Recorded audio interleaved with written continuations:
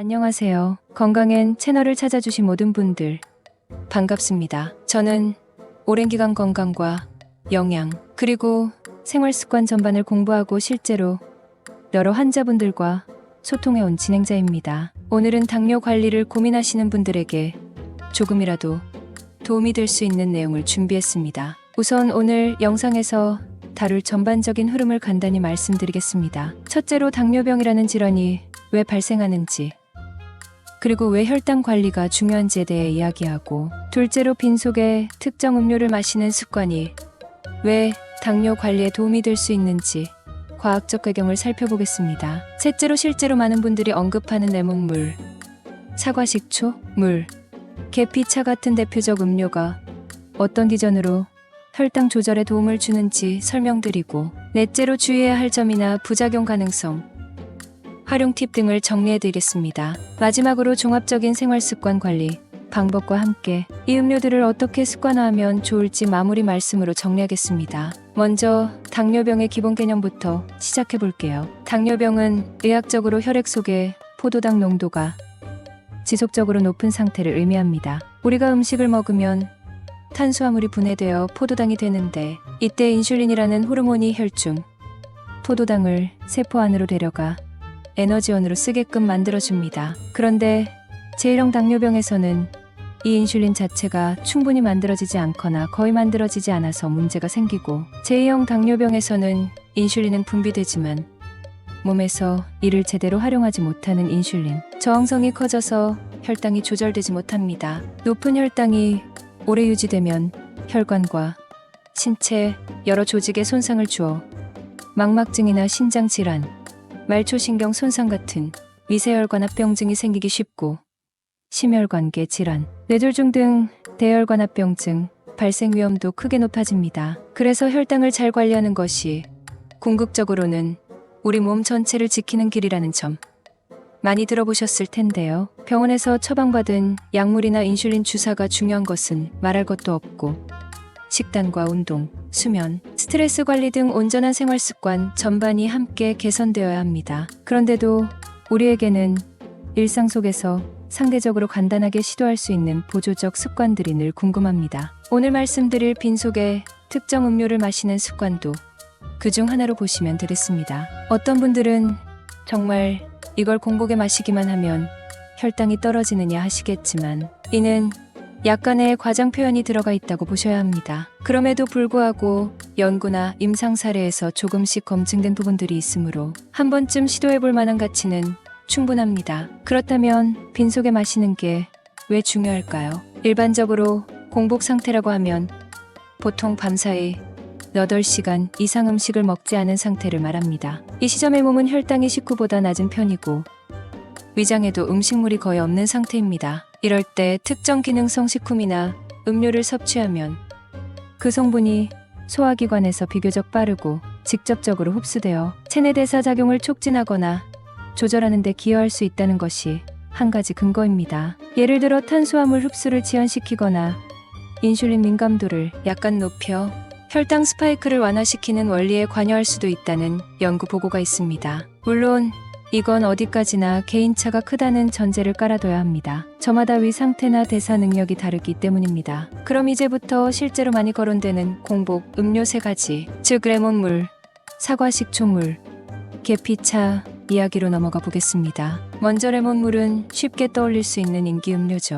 레몬에는 비타민C가 풍부하고 구연산, 레몬 폴리페놀 같은 항산화 성분이 포함되어 있습니다. 이들이 피로회복, 면역력 증진 등에 도움을 줄 수 있다는 것은 잘 알려진 사실이고, 나아가 인슐린 저항성을 약간 개선할 가능성을 시사한 실험 보고도 있습니다. 레몬 폴리페놀이 당 대사 경로에 일부 긍정적인 영향을 주는 것으로 추정된다는 내용이죠. 또한 구연산은 에너지를 생성하는 시트르산 회로를 원활하게 돌려 피로감과 무기력을 줄이고 식후 혈당이 가파르게 오르는 것을 어느 정도 억제하는 데 기여할 수 있다는 이야기가 있습니다. 하지만 레몬이 워낙 산도가 강한 과일이기 때문에 공복에 바로 진하게 섭취하면 치아나 위 점막을 자극할 수 있습니다. 따라서 레몬즙을 물에 충분히 희석해서 마시는 게 중요합니다. 예를 들어 레몬 반 개 또는 1개를 짜서 물 20만 300ml에 섞고 신맛이 너무 강하면 물을 더 추가하세요. 빨대를 사용하거나 마신 뒤 물로 입을 헹구는 습관을 들이면 치아 부식을 예방하는 데 도움이 됩니다. 혹시 평소에 위장장애가 심하다면 공복에 레몬물을 마시는 것이 맞지 않을 수도 있습니다. 이때는 병원에서 상담을 받은 뒤에 결정하시고 그래도 시도하고 싶다면 양이나 농도를 더 줄여가며 조심스럽게 시작하는 편이 좋겠습니다. 다음으로 사과식초 물 이야기를 해볼게요. 사과식초 역시 외국에서 굉장히 오래전부터 민간 건강요법으로 널리 쓰이던 식품인데요. 이 사과식초는 초산이 주성분이며 이 초산은 식사 후 탄수화물 흡수를 약간 제한시켜 혈당이 빠르게 오르는 걸 억제하는 데 기여할 수 있습니다. 또한 인슐린 민감도를 개선한다는 몇몇 소규모 연구 결과도 보고된 적이 있습니다. 공복에 사과식초 물을 마시면 일정 부분 다음 식사에서 혈당 스파이크가 누그러지는 효과를 기대해 볼 수 있다는 거죠. 다만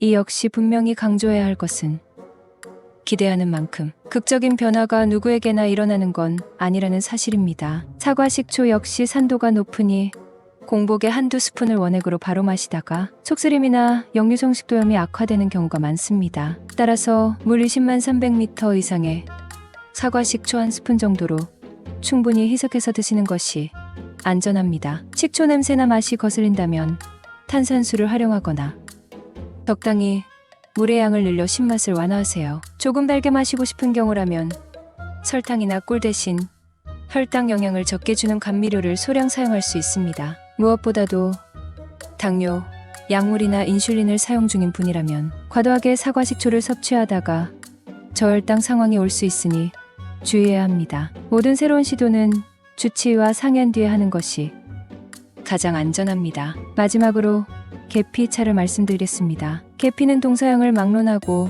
약재이자 향신료로 오랫동안 활용되어 왔는데 특히 혈당 관리 면에서 주목을 받은 이유는 계피에 함유된 특정 폴리페놀이 인슐린 수용체와 신호 전달, 경로에 작용해 인슐린 저항성을 약간 개선할 수 있다는 연구 결과들이 발표되었기 때문입니다. 계피차를 공복에 마셔주면 몸을 따뜻하게 하는 효과, 항산화와 항염증 효과, 그리고 혈당 스파이크 억제 효과를 기대해 볼 수 있다는 것이죠. 그러나 계피에도 꼭 알아둬야 할 주의사항이 있습니다. 대표적으로 쿠마린이라는 성분이 간독성을 일으킬 수 있어서 계피를 아주 고용량이나 오랫동안 섭취할 때 문제가 될 수 있다는 점입니다. 그래서 계피차는 하루 12잔 정도, 그리고 분말 사용량은 12 정도에서 멈추는 편이 안전합니다. 계피 알레르기가 있는 분이라면 무리하지 말고 피해야 하며 계피 종류에 따라 쿠마린 함량 차이가 있으므로 주의가 필요합니다. 그렇다면 이 세 가지 음료들이 구체적으로 혈당을 낮추는 메커니즘을 조금 더 들여다볼 필요가 있습니다. 대체로 크게 인슐린 민감도 개선, 탄수화물 흡수 지연, 항산화 및 항염증 작용, 그리고 습관 형성에 따른 간접 효과 정도로 정리할 수 있습니다. 인슐린 민감도 개선은 몸이 인슐린에 더 잘 반응하도록 만드는 과정인데 레몬 폴리페놀이나 계피의 특정 성분, 그리고 사과식초의 초산이 이 경로에 약간의 도움을 줄 수 있다는 내용이 연구로 제시되었습니다. 탄수화물 흡수 지연이라는 측면은 주로 사과식초에서 많이 언급됩니다. 위에서 탄수화물을 분해하고 장에서 흡수하는 과정을 좀 더디게 만들어 식후 혈당이 급격히 오르지 않도록 돕는 것이죠. 항산화 및 항염증 작용은 세 가지 식품 모두가 어느 정도 갖고 있는 공통 장점이고 혈당이 높아지면 우리 몸의 산화 스트레스와 만성 염증이 커질 수 있으므로 이를 완화하는 것이 장기적으로 당뇨 관리를 수월하게 만드는 데 기여할 수 있습니다. 마지막으로 습관 형성에 따른 간접 효과는 공복에 건강 음료를 마시는 일상적 루틴을 만들면 정신적으로 내가 건강 관리를 하고 있다는 의식이 강화되고 그 결과 다른 식습관이나 행동 방식도 더 신경 쓰게 된다는 점에서 의미가 있습니다. 하지만 이런 이점들을 이야기할 때 절대 빼놓으면 안 되는 것이 바로 개인차가 매우 크다는 사실입니다. 어떤 분들은 레몬물을 마시면 속이 쓰려서 도저히 공복에 마실 수 없다고 하시고 어떤 분들은 사과식초의 냄새만 맡아도 거부감이 든다고 합니다. 또 한편으로는 사과식초 마시고 혈당이 정말 잘 떨어졌다라고 체감하는 분들도 분명 존재합니다. 이처럼 사람마다 식생활, 위장 상태, 당뇨 진행 정도, 약물 복용 상태, 그리고 체질적인 선호도가 다르므로 무조건 모든 사람에게 동일한 효과가 날 거라는 기대를 하기는 어렵습니다. 결국 자신의 몸 상태와 취향에 맞춰 시도해보되 혹시 불편감이 크다면 과감히 중단하거나 방식을 조정해야 합니다. 이제 이 음료들을 조금 더 구체적으로 어떻게 만들어 마실지를 정리해보겠습니다. 레몬물은 레몬 한 개를 잘 씻어서 반으로 자른 뒤 즙을 내거나 얇게 슬라이스해 물병이나 컵에 넣고 물은 최소 20만 300ml 이상을 부어 희석하세요. 너무 시큼하면 물을 늘려 희석 비율을 높이거나 레몬의 양을 줄이면 됩니다. 치아 보호를 위해서는 빨대를 사용하거나 음료를 마신 뒤 가글 혹은 물로 입 안을 헹궈주는 게 좋습니다. 사과 식초물은 사과 식초 12스푼을 물 300ml 이상에 섞고 이 역시 산도가 부담된다면 더 희석하면 됩니다. 계피차는 물 500ml에 계피 스틱 12개 정도를 넣고 약불에서 510분 정도 우려내거나 계피 분말 1티스푼을 잘 녹여서 마시면 됩니다. 계피향이 너무 강하면 생강이나 대추 등을 함께 끓여 향을 부드럽게 조절할 수도 있습니다. 이때 계피 분말을 과다하게 섭취하지 않도록 주의해야 하고 음료 맛이 뻑뻑하다면 물량을 늘리시면 좋겠습니다. 이렇게 공복 음료 이야기를 듣고 나면 정말 당뇨약이 필요 없을 정도로 혈당이 크게 떨어지는가 궁금해하시는 분들이 많습니다. 결론부터 말씀드리면 절대 그렇지 않습니다. 많은 임상 연구에서 레몬이나 사과 식초, 계피가 당뇨 관리에 유의미한 도움을 주었다는 보고가 일부 있지만 대규모 연구나 장기 연구는 아직 제한적이고 그 효과 크기가 획기적이지는 않습니다. 예를 들어 사과 식초를 공복에 꾸준히 섭취한 제2형 당뇨 환자들에게서 공복 혈당이 평균적으로 약간 낮아졌다는 연구나 계피를 23 섭취하자 당화혈색소가 소폭 개선됐다는 보고는 존재합니다. 그러나 누구나 이걸 마시면 당뇨가 완치된다는 식의 결론은 없다는 거죠. 다만 특정한 경우에는 실제로 눈에 띄는 변화를 경험하는 분들도 있기 때문에 이런 방법이 전혀 의미가 없지는 않다고 말씀드립니다. 공복 음료로 혈당을 낮추는 시도를 해볼 때는 반드시 자신의 혈당 수치를 직접 모니터링하는 것이 좋습니다. 집에서 사용하는 혈당 측정기를 통해 기상 직후 공복 혈당, 식전 혈당, 식후 2시간 혈당 등을 재고 공복 음료를 마시기 전후 또는 한동안 꾸준히 마셨을 때 변화를 확인해보면 좀 더 객관적으로 판단할 수 있습니다. 연속 혈당 측정기 CGM을 사용하는 분들은 식초나 계피차를 마신 날과 마시지 않은 날의 혈당 그래프를 비교해보면서 미묘한 차이를 살펴볼 수도 있겠죠. 그리고 병원에 정기적으로 방문해 당화혈색소 베이스를 체크하는 것도 잊지 말아야 합니다. 당화혈색소는 지난 23개월 동안의 평균 혈당 수준을 반영하기에 일시적인 혈당 변동이 아니라 장기적으로 어떠한 패턴으로 유지되고 있는지를 알게 해줍니다. 이제부터는 이 공복 음료 습관이 제대로 효과를 내려면 사실 식단과 운동, 수면, 스트레스 관리 등 다른 부분도 함께 개선해야 한다는 것을 강조하고 싶습니다. 예를 들어 평소에 흰밥이나 흰빵, 설탕이 들어간 가공식품을 자주 먹고 야식에 과식까지 한다면 아무리 아침에 레몬물 한 잔을 마신다고 해서 혈당이 잘 조절될 리 없습니다. 결국 식단 전반이 균형 잡혀야 하는데 특히 복합탄수화물과 식이섬유 섭취를 늘리고 정제탄수화물을 줄이면서 건강한 단백질과 적정량의 좋은 지방을 챙기는 것이 핵심입니다. 여기에 하루 30분 정도 걷기나 자전거 타기 혹은 근력 운동이라도 꾸준히 해주시면 인슐린 저항성 개선과 혈당 소모에 큰 도움이 됩니다. 스트레스를 잘 관리하고 충분한 수면을 취하는 것도 아주 중요하죠. 수면이 부족하면 교감신경이 활성화되어 스트레스 호르몬이 분비되고 이 호르몬이 혈당을 올리는 방향으로 작용할 수 있기 때문입니다. 따라서 건강이란 결국 작은 선택들이 모여서 만들어지는 결과물이라는 것을